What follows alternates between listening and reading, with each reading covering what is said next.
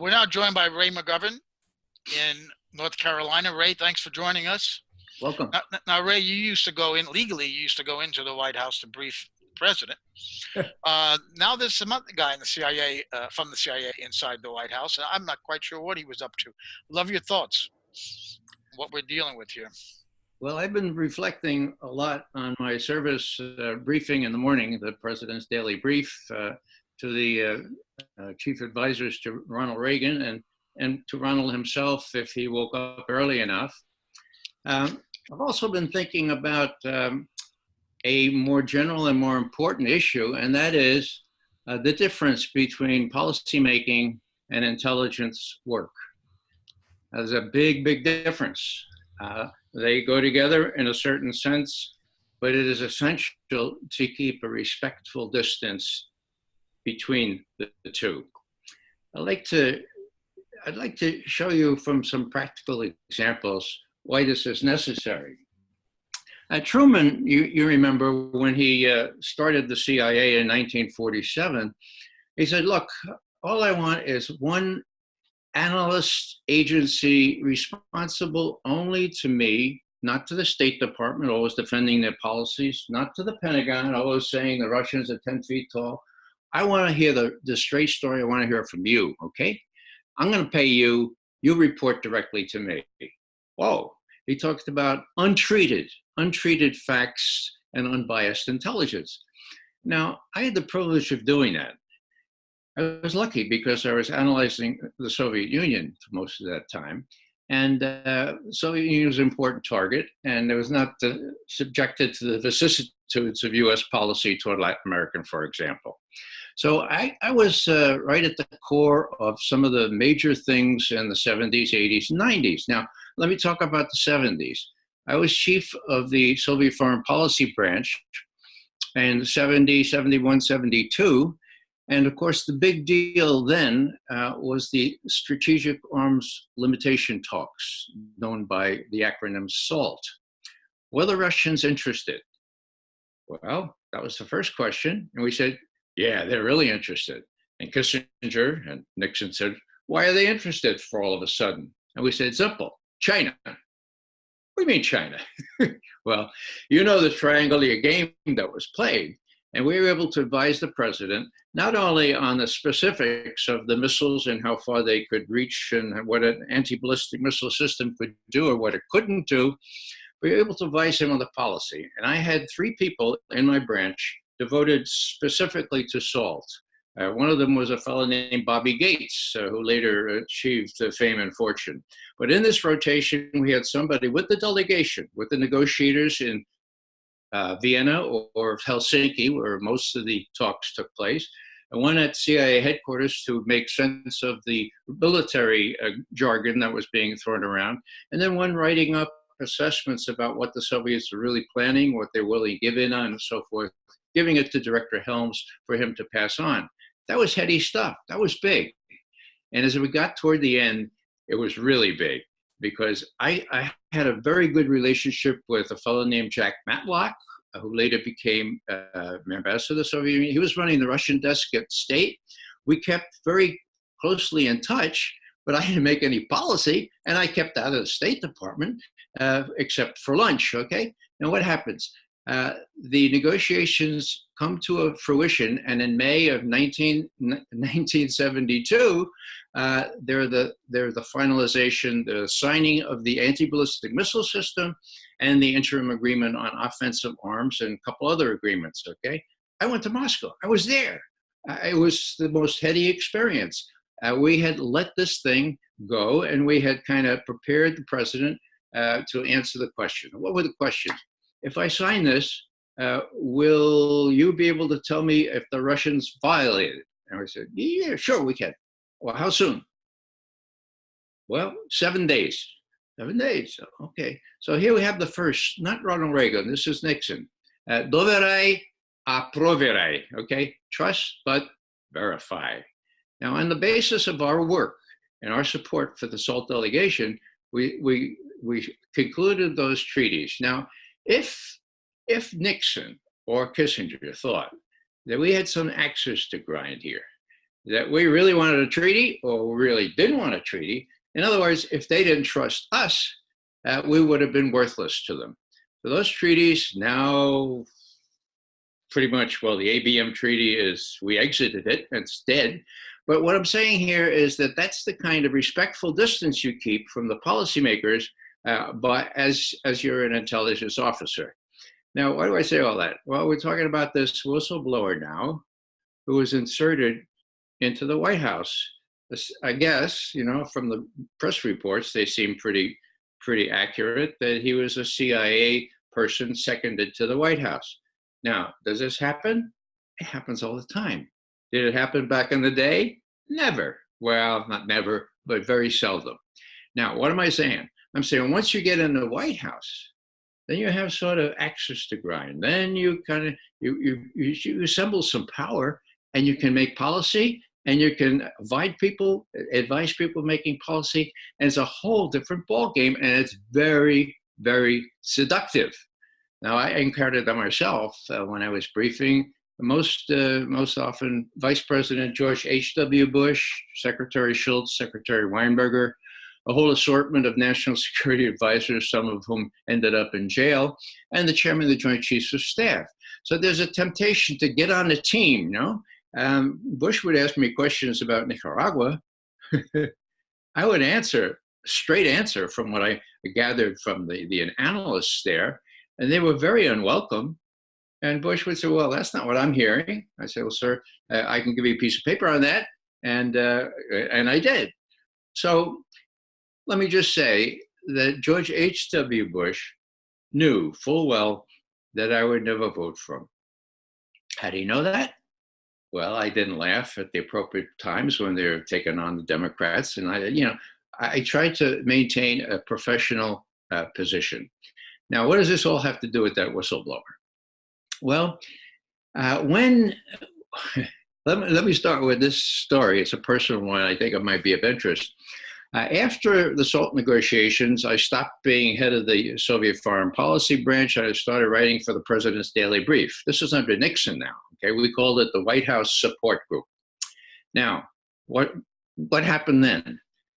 Toward the end of 1973, the deputy chief of the Office of Current Intelligence, pretty high-ranking guy, invites me into his office. He says, Ray, we have an opening in the White House. It's a big, big opportunity. We think you're just the right guy to fill it. You'd have to leave the PDB, but you go down there and you'd be working in the White House. He says, look, think about it and let me know. I said, Bill, his name was Bill Parmenter. I said, Bill, I don't have to think about it. I remember my exact words. I said, Bill, I am so out of sympathy with the Nixon White House. I'm not the guy you want down there. I mean, I would be a security risk. Now, why do I remember all that? Who took that position? Oh, a fellow named Bobby Gates, who used to work for me. Robert Gates went down there and began an illustrious career because he became not only a policymaker, but a fixer, helping to make sure that the hostages, for example, in Iran, didn't get released until after Ronald Reagan won the election. And that's provable, okay? So when Gates came in under Bill Casey, the first thing he did was write a memo. He says, there are a couple of MiGs in Nicaragua. We ought to bomb them. That is completely out of place in intelligence. That's a policy recommendation. But Casey just ate it up, said it around. Well, luckily we didn't bomb them. They were sort of vintage like DC-3s, you know, they're kind of makes 15s, 17s, no threat to anyone. So Gates started the process of politicizing intelligence by virtue of his position in the bowels of the NSC, the National Security Council, and the White House. He brought on people and put them in policy positions. Fritz Yermarth, okay? He became a big Soviet specialist and indeed went down and directed Soviet affairs from the White House. And so when Reykjavik happened and Gorbachev all of a sudden said, look, President Reagan, you know, we can just abolish all the nuclear arms. What do you think? And Reagan admits that he was stunned and said, well, that's a great idea. What happens? Enter Fritz Ermarth. Sir, you won't get your Star Wars. You won't get your anti-ballistic missile system if you do that. But that's how effective, that's how sinister this kind of thing. Reykjavik was possible. And it was nixed by CIA people seconded to the White House. Now, what does this have to do with the whistleblower? Well, I think that he or she, I guess it's he, was down there and got sort of involved so much in policy and saw some of the stuff that Trump was done and didn't see earlier the stuff that Biden and Obama has done. And there's this degree of naivete here. This is the way, as Joe, you pointed out in your excellent article this morning, this is the way U.S. policy goes. Real strong arm tactics. So he said, well, this is terrible. I'm going to gather this and like an analyst and maybe, I'll do a whistleblower complaint. Well, now, what's the problem I have with that? I'm 100% for whistleblowers, except if I can't figure out what they're really after. Now, did this guy really think that the Inspector General of the intelligence community was going to do something against the President of the United States? The Inspector General of the intelligence community was going to go and say, sorry, Trump, you can't do these things. This is bad. It looks bad. It's bad. So stop it. I mean, it doesn't make any sense to me.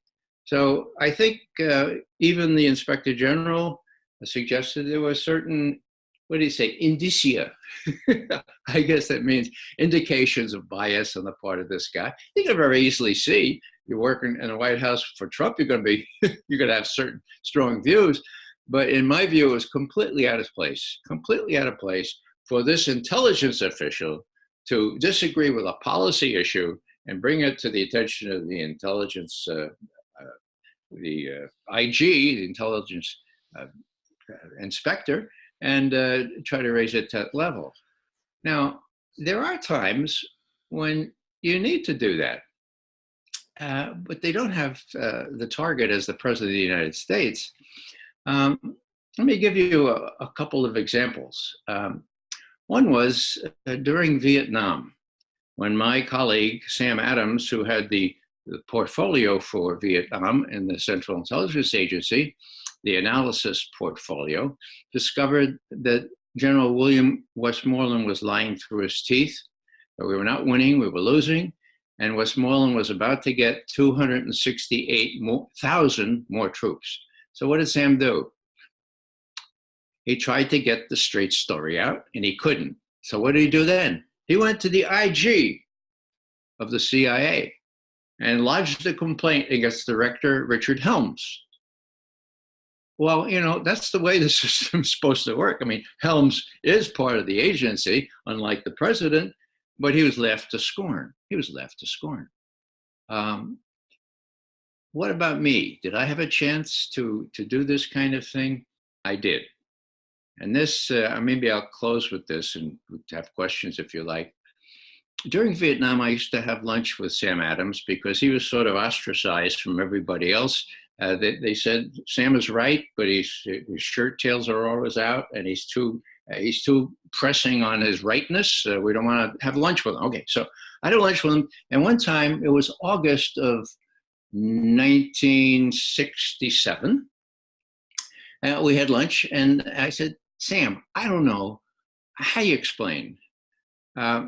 Here, General Westmoreland is in charge of the troops in Vietnam. Every general in charge of troops of the war is going to exaggerate the size of the enemy. And you know from your personal experience in Saigon that Westmoreland is saying the enemy is only half as many as they are. So how do you figure that? He says, well, Ray, you're in luck. This morning came a no-dis cable. No-dis means no dissemination. I had to go up to the director's office to read it, and it's General Abrams. General Westmoreland was traveling around. Abrams came in, and he said, look, we can't possibly go with the correct figures on enemy strength because the press in Saigon would have a field day. And there is no way that we could make these allegations that they would have, no way that we could rebut them well. Now, there's a cable saying the commander, deputy commander of MACV, the US forces there, all forces in South Vietnam, saying, look, there's no way that we can allow this because the exact words were, the media will draw a pessimistic, gloomy conclusion.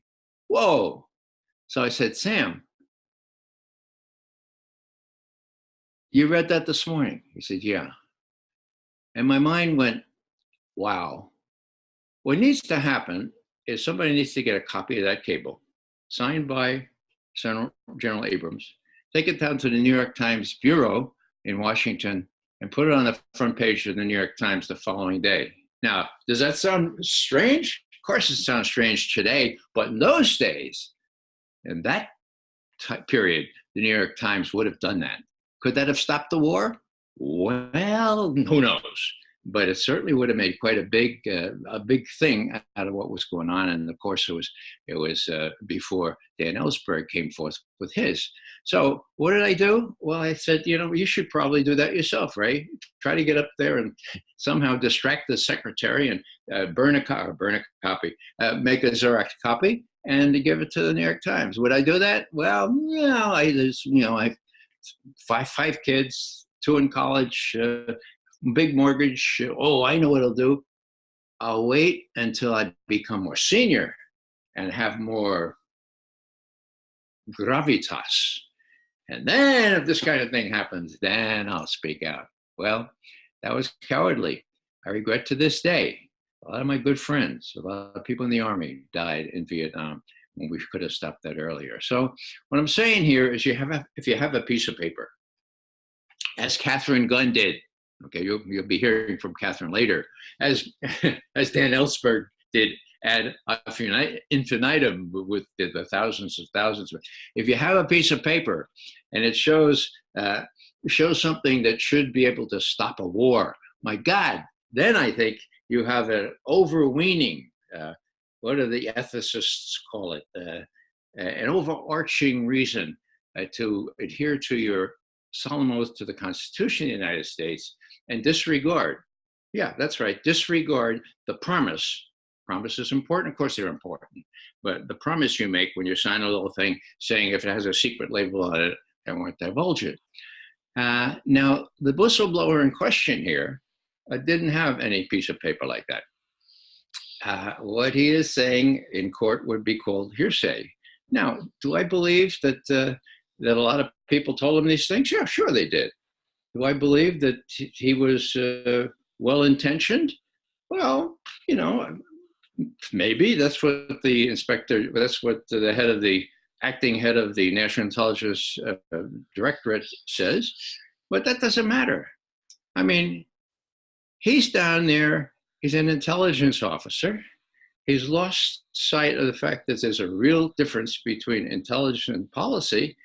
And in my view, he has no business starting an inspector general investigation of the president for doing a policy or tactics that he, as an intelligence officer, doesn't agree with. Well, what was the policy, Ray? I don't get it. I thought what he objected to was simply that he was going to withhold aid and try to get this investigation into Biden. What was the policy difference that the so-called whistleblower, the CIA guy, had with Trump? Oh, it reeks through his memo, the whole business about this underhanded dealing about Biden, and he wanted to get that out. But what I'm saying here is that if he was thinking that the president himself could be the object of that kind of whistleblowing, he was sadly mistaken, because as has come out here, the president does not work under the National Intelligence Director, and he had no piece of paper to prove this. So I think his motives, what his motives? Well, the Inspector General himself says that there were indications that he had bias. So it's pretty clear to me from what he wrote that he's dead set against what Trump was trying to do with Ukraine. And was he right about about Trump using this as a cudgel to deny military aid, at least for a while? I think he probably was, as you said this morning in Yeah, your article, Joe. that's just But par it's, for the course. Yeah. my bottom line is that he has no business doing this. This is not an intelligence problem, and it's the archetype of how you confuse intelligence and policy, and it never has a good ending when this happens. Could he have been a Peter Strzok type person who was very much anti-Trump? Could he have been?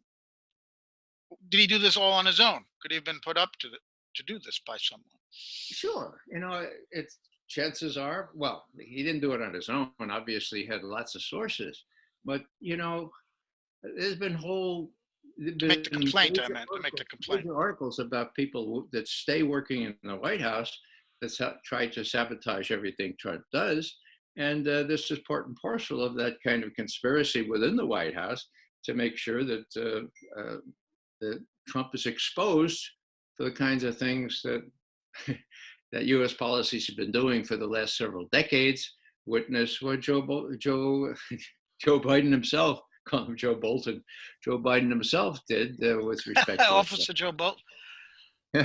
Elizabeth, yeah. Yeah, Ray, I just wanted to get your perspective on the way in which the media is reacting to this whistleblower versus, the basic blackout on the situation of Chelsea Manning, the ongoing prosecution of Daniel Hale, and, we have all of these other whistleblowers, and they don't get the same treatment. Do you have any sort of just perspective on that? I do. Well, let me just put it this way. I've been saying for 10 years now that of all the differences I've seen, all the changes I've seen in the body politic in this country over the last 50 years, there's one that stands out as more, transcendently important than all the others, and that is we no longer have a free media. The media is still russiagating along. I suspect that timing has something to do with this. Most people don't know because it's not well reported that the Inspector General of the Justice Department has finished his investigation of those criminals that got the FISA request up and out and were able to illegally surveil Carter Page and others. Now, where is that? It was finished 2 weeks ago. Will Bill Barr have the courage to issue that? And will Comey and Brennan and Clapper and others and people in the Justice Department, like the people who signed the FISA thing, all the way up to Loretta Lynch, who I think kept her signature off it but was working there at the time, will they be referred to the same Justice Department? And will they be indicted? So, Ray, what you're saying is they've headed this off at the path. Brennan may, in fact, have been in legal trouble. You've been saying that and writing that because of this IG report. So wouldn't it be in his interest to get somebody, former CIA guy that he probably knew, working through the agency again? We know when these guys leave the agency, like Dulles, continue more or less run the agency, to get Trump on what I said in my piece today, typical routine U.S. foreign policy, which is bribes, threats, blackmail. This is what Trump was doing. It happens every day, all the time. Yeah. So if you want to get somebody on it, this would be the perfect time, as you say, to make this is now the story. Even if that report comes out, who's going to report on it? Who's going to care? It's impeachment mania right now, and it's going to be that way for some time, isn't it?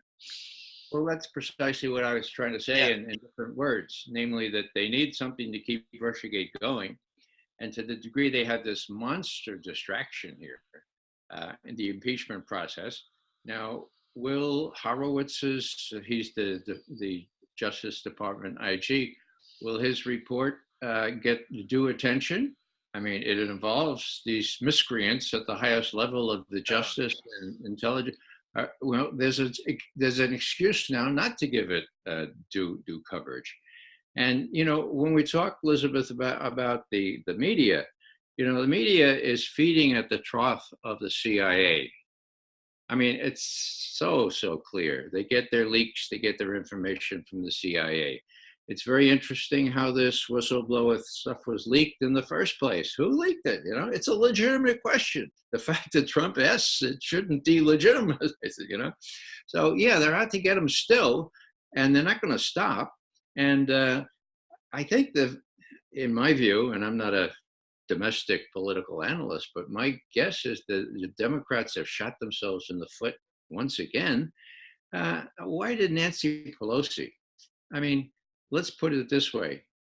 At 2 o'clock, Trump announces, I'm going to make the text of my discussion, transcript of my talk with Zelensky available. Okay, so now at 5 o'clock, Nancy Pelosi says, we're going to impeach. Now, that doesn't make any sense. Without seeing the letter that's supposed to be the big cause célèbre, she's going to impeach. And now, of course, that letter does not support the notion that there was a quid pro quo, at least not stated as such. So it doesn't seem that it seems to me that they decided at 10 o'clock in the morning to impeach, okay? And then Trump, who I think is a little smarter than most of them, says, okay, I'll give you the letter. But there's sort of an inertia here. We want to impeach? Okay, now we will impeach. And what they're impeaching on, and let me make it clear, is Trump impeachable? Of course he is. Killing little kids on the southern border, putting them in cages, making it so that we don't really have a chance for our grandchildren to have clean air and water. All these, defying the Constitution by appropriating funds to build a stupid wall. I mean, and starting wars or participating in wars undeclared by, I mean, how many major things do they have to impeach on and have had for 2 years? And now they're choosing this little conversation about the Ukrainian thing. And once people look at the Ukrainian thing, of course, they will realize that the Ukrainian thing started by a putsch, by a coup d'etat that we arranged, and that we arranged it so that we could blacken Russia, whether Russia acquiesced in it or whether Russia, as everyone who knows Russian history would have known, would seize Crimea and bring it back under Russian rule. So it's all very cynical. It all sells a lot of weapons, and it all gets a lot of money back from the companies that make the weapons, and it all gets you reelected.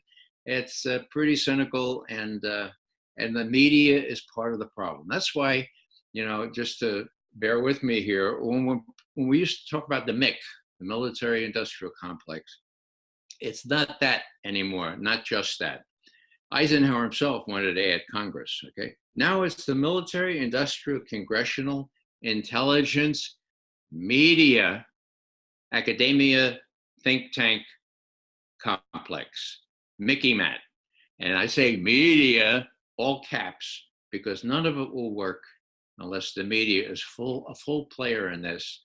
Unlike Watergate, the media is playing a very different role, and it's a very sinister one. And that's why most of my friends think I have two heads when I tell them about these things, because they're just not well informed. Even this lawyer, I mean, even the Inspector General of the intelligence community, how do you account for the fact that he let this thing go forward?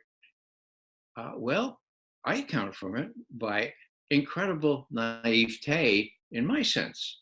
But he's not naive. He reads the New York Times every day, page by page.